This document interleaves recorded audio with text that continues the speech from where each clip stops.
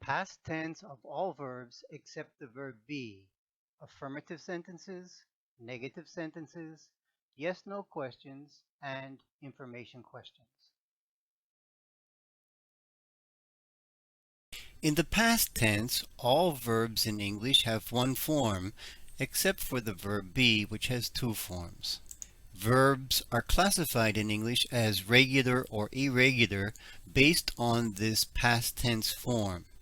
If the past tense is formed by adding a suffix, which is spelled ed, but as we will see shortly, pronounced different ways, if it has that suffix, then we say it's regular. If the past tense is formed in any other way, sometimes we change vowel sounds, sometimes we change consonant sounds, sometimes we change vowels and consonants, and in fact, with some irregulars, there is no change from present to past. Irregulars are a bit confusing. With irregulars, one must slowly memorize which verbs are irregular and then memorize the past tense forms of those verbs. On this slide, you can see three regular verbs. Nancy watched a soap opera last night. Watched is regular, so we add the suffix ed to indicate the past tense form. I played the piano yesterday. Played is a regular verb, so we form the past tense by adding the suffix ed in spelling. He washed his car 2 days ago. Wash is regular, so again we form the past by adding that suffix. The other two verbs on this slide are irregular. So we form the past by using the form that we have memorized to change to the past. Bill and I drove to San Juan. Drove is the past of the verb drive. The students did their homework. Did is the past form of do. Unfortunately, it is not easy to know which verbs are regular and which verbs are irregular. Many of the most common verbs, the most frequently used verbs in English are irregular. So one must be patient, and little by little, as one learns English, one will have to identify which verbs are irregular. Now, one thing that may help a little students whose native language is a Romance language like Italian or Spanish is that most verbs in English which come from Latin are regular. Now, how do you know which verbs come from Latin? Well, if a verb in English looks and sounds similar to a verb in, say, Spanish, then it probably comes from Latin and is regular. Take, for example, the verb investigate. Investigate comes from Latin. In Spanish, it would be investigar. So that would be an indication that it's probably regular. And so the past of investigate would be investigated. That can help a little bit, but in general, learning the irregulars is a slow process of identifying which are irregular and of learning what the past form of those irregulars are. The regular past tense suffix has at least three different pronunciations. Sometimes it's pronounced t, sometimes it's pronounced d, and sometimes it's pronounced id or ud. The pronunciation of the regular past tense suffix depends on the last sound in the word that it is attached to. Not the last letter, but the last sound. If the last sound in the word is a sound that does not have vibration. Now, how do you know if it has vibration? If you put your hand on your throat, or if you put your hands over your ears, and you say the final sound in the words in the first list here, not the sound, not the suffix, but the final sound of these verbs before the suffix is added, you will notice that there is no vibration. So put your hand on your throat and say k from bake, f from cough, p from chop, sh from wish, s from mist, ch from watched. You should feel no or very little vibration in your throat. Or if you put your hands over your ears, you should hear very little or no vibration. Now, if the word ends in a sound that has vibration, and this includes all of the vowel sounds, then we pronounce that final suffix d. So the final sound in drag, g. The final sound in rob, b. The final sound in prepare, The final sound in enjoy, oi, a vowel sound. The final sound in judge, j. If you put your hand on your throat or your hands over your ears and say these words before you add the suffix, you should notice vibration. You should feel vibration in your hand, or if you put your hands over your ears, you should hear vibration. The g, b, oi, j. Those sounds have vibration. So if the last sound in the word has vibration, we add a sound d with vibration. If the last sound has no vibration, like k, f, p, then we add a sound with no vibration, t. In the final column, words that end in the T sound or D sound, that is, if they end in t or d before adding the suffix. In those cases, we add another syllable. Rent, rented. Visit, visited. Want, wanted. Need, needed. End, ended.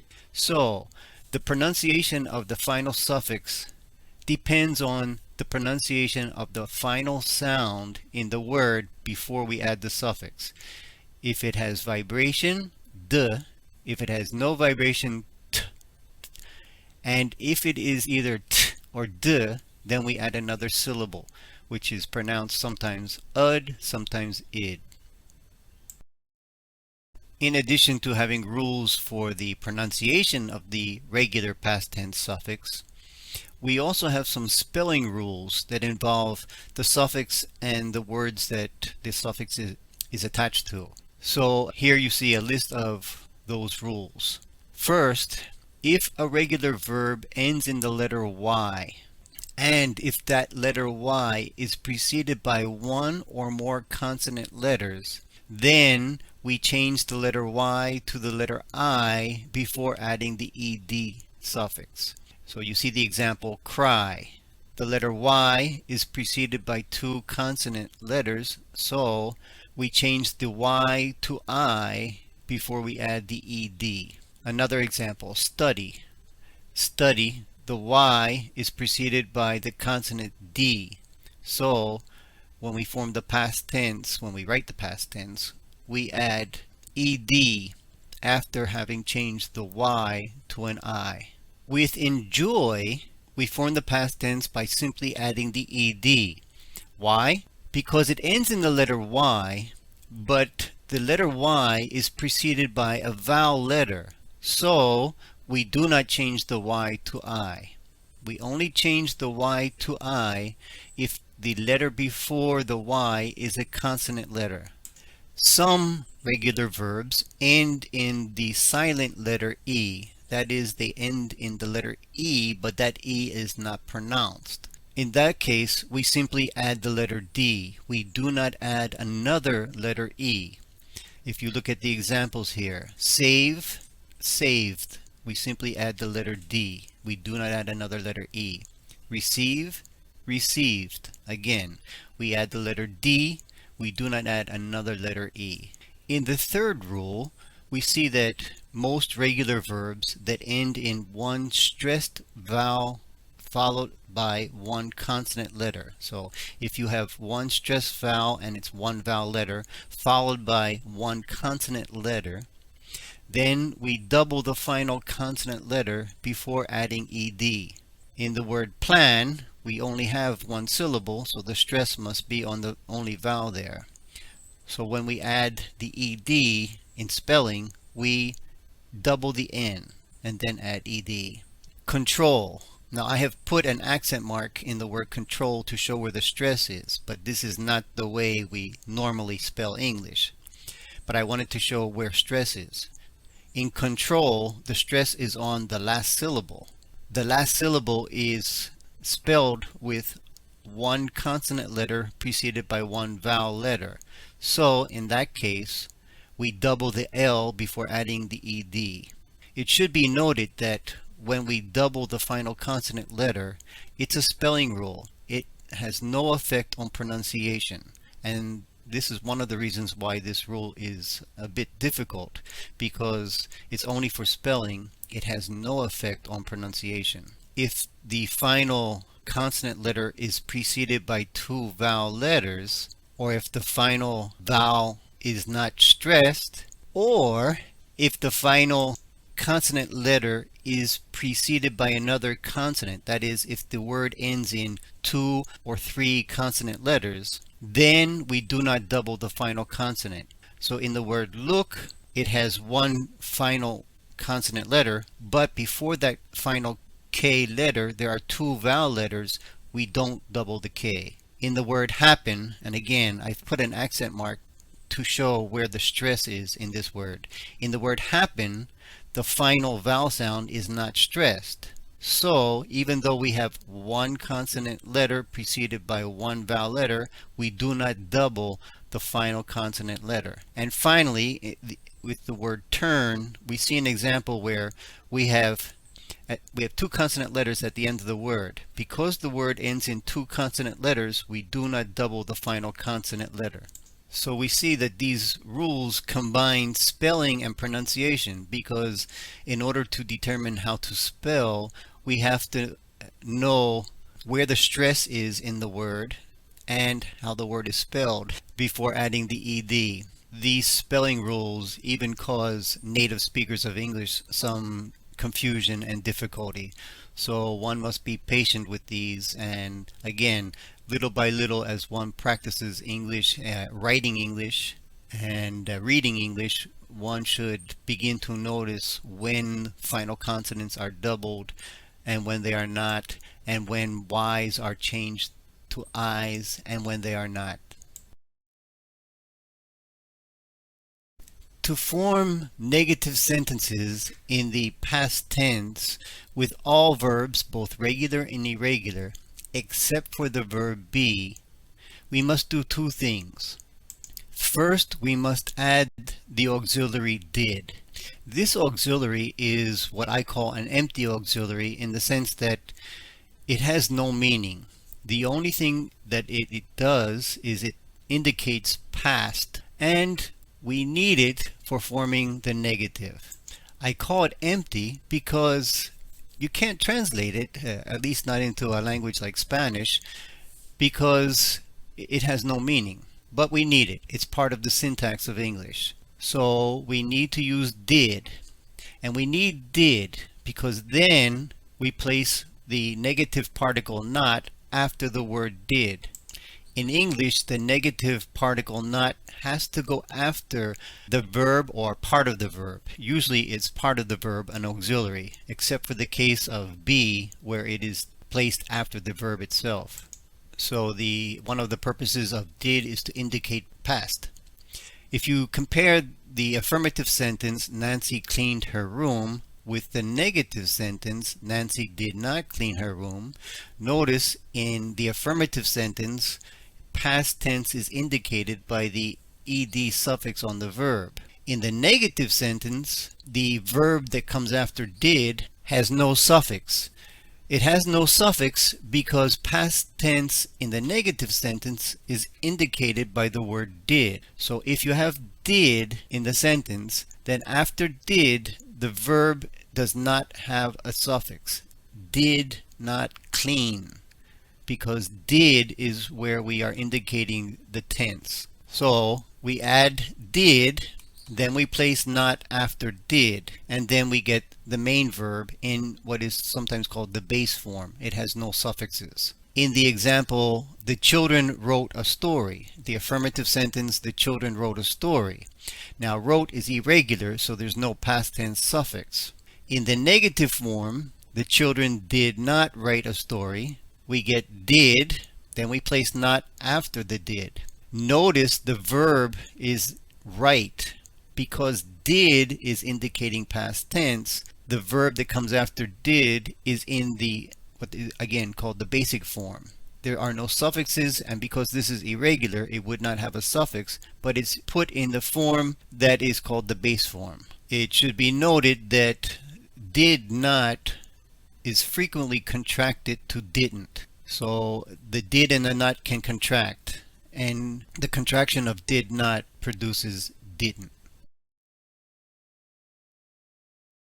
To form yes no questions in the past tense, except for the verb be, we place did before the subject, and then the verb that comes after the subject is in the base form. This is true for both regular and irregular verbs. And you should notice that this pattern is similar to the pattern for the present tense. The difference here is that instead of having do or does, we are going to use did. If you look at the example sentences, we get did Nancy like English class? Did you work in Carolina? Did we have a quiz today? Did Peter and Sarah buy a new car? The first two examples are with regular verbs. Like and work are regular. The second two examples are with irregular verbs. Have and buy are irregular. We see that the pattern is consistent whether the verb is regular or irregular because we are using the word did, and therefore the verb form that comes after did is the base form. In yes no questions, as in negative sentences, it does not matter if the verb is regular or irregular. The pattern is the same. It is important to note that the order of words in questions is important in English. The word order in questions is what is used to indicate in most cases that we have a question and not a sentence that is not a question. Because yes no questions in the past tense use this empty auxiliary did, it is important that learners try to avoid doing translations. The problem with trying to do a translation is that since the word did is an empty word, it only indicates past tense, and in this case its position indicates a question. But if you were trying to translate this sentence to a language like Spanish, you would have a problem because that word did doesn't exist in Spanish as an auxiliary. So I encourage learners to try not to translate too much because translation, at least literal translations, will leave out important words like this empty auxiliary did. On this slide, I contrast a yes-no question with a sentence, a similar sentence that's not a yes-no question. I want you to notice that the order of the words and the number of words is different. In the yes-no question, we have did. We need that in the question. In the sentence, the declarative sentence, that is not a question, we don't have did because it's a simple, unemphatic declarative sentence. So, yes-no questions in the past, except for the verb be, have the auxiliary did before the subject. In the case of this sentence, the subject is Nancy. Because we have did and then Nancy, this order of words and the use of did before the subject Nancy is indicating that this is a question. You'll notice that we need did in negative sentences and in yes-no questions, and we will also see this again in information questions. Finally, I emphasize again that when we have did, the verb, whether it's regular or irregular, is in its basic form. In the sentence that is not a question, we need to indicate past by, in this case, using the suffix since it's a regular verb. If it were an irregular verb, we would use the irregular past form. Yes no questions may be answered in a variety of ways. Usually, if someone asks a yes no question, they anticipate an affirmative or negative response. Now, other responses are possible. You might get I don't know as a response. But the yes no question, clearly the person who asks this question anticipates an affirmative or negative response. If it is affirmative, we get yes or yeah or uh-huh or something like that to indicate affirmative. If it's negative, we get no or nope or mm-mm, uh-uh, something to indicate negation. Now, if you only say yes or no, that's what I call a super short answer. As short as possible and still answer. Sometimes, if you only answer with just one word, you may indicate to the person who asked the question that you are not interested in having a conversation. You give the answer, but nothing more. Many people would prefer a short answer, not a super short. So in the affirmative, we would get something like, yes, she did. In the negative, we would get something like, no, she did not. So it's a little bit more than one word. Clearly, there are other possible ways to answer. You could say, in answer to the question, did Nancy like English class? Yes, Nancy did. Or no, Nancy did not. Or yes, Nancy liked English class. Or no, Nancy did not like English class. So there are different possible ways. But what I'm showing here is what is commonly called a short answer. Not super short, short. Uh, and so I'm showing the way to form short answer replies to yes no questions with verbs in the past. So, did Nancy like English class? Yes, she did. So we get yes in the affirmative, then she because we get Nancy in the question, and then did past. In the negative, no, she did not, negative, or you could use the contraction didn't. Did you work in Carolina? Yes, I did, because in the question the person is asking you, so when you answer you say I. And in negative we would get no, I did not, or no, I didn't. Did we have a quiz today? Yes, we did. No, we did not, or no, we didn't. And in the final example, did Pete and Sarah buy a new car? Yes, they did. Because we have Pete and Sarah, we get yes, they did. And because Pete and Sarah is plural, we get yes, they did, or no, they did not, or no, they didn't. So here you have examples of short answers to yes, no questions in the past. To form information questions, or what are sometimes called WH questions in the past tense, we place a WH word, that is a question word, or sometimes it's more than one word. Sometimes it's a question phrase. We place that, then we place did, then the subject, then the main verb in the base form, and then the rest of the sentence if there is any. If you look at the example question on this slide, you see that first we have the word what, the WH word, the question word what. Then we have the auxiliary did. Then we have the subject, in this case Nancy, followed by the main verb in the base form, cook. And in this particular case, there is no rest of the sentence there. In this case, that is the entire question. In the declarative sentence that answers that question, we begin with the subject Nancy, then we get the main verb cooked. Now here we need the ed suffix because it's past tense. In the question we don't have cooked with the suffix because we have the auxiliary did to indicate past tense. And then in this case we have the answer to the question, spaghetti and meatballs.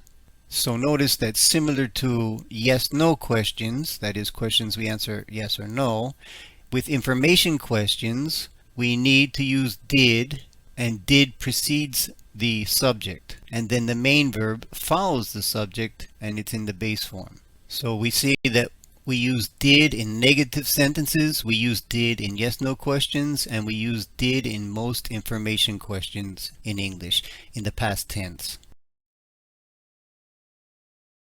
On this slide, we see another example of an information question and an answer to that information question. In this case, the verb is irregular. The question we have, WH word, where, then the auxiliary did, then the subject you, then the main verb buy in the base form, and after buy we get your book. In the answer to the question, we do not use did because the answer is in the affirmative. So we get the subject I followed by the main verb bought. Now the main verb is in the past tense form because in this answer, in this declarative sentence, we do not have the auxiliary did. That is followed by my book, and then we have the answer to the question, in Ponce. So the answer to the question where is in Ponce. We see that the information contained in the two words did, buy in the question are incorporated in the word bought because bought tells both past tense and it is the past tense form of the verb buy. In most cases, to form information questions in the past tense, we need to use the auxiliary did. We place did before the subject. But in some cases, there is no subject. In those cases, the question will not contain the auxiliary did. On this slide, you see an example. We have a question, who studied English? We have the question word, who, and then the main verb studied in the past tense form. There is no auxiliary did. The reason there is no auxiliary did in this question is because we don't have a subject. If the question does not contain a subject, then we cannot put did before the subject. So in those cases, we get the question word, the main verb in the past form, and the rest of the sentence. The answer to the question, who studied English? Tatiana studied English, has the same word order as the question because who in the question is asking about the subject. And we fill that position with Tatiana in the answer. So it's important to note that information questions that do not contain a subject are formed differently than information questions in the past tense that do contain a subject.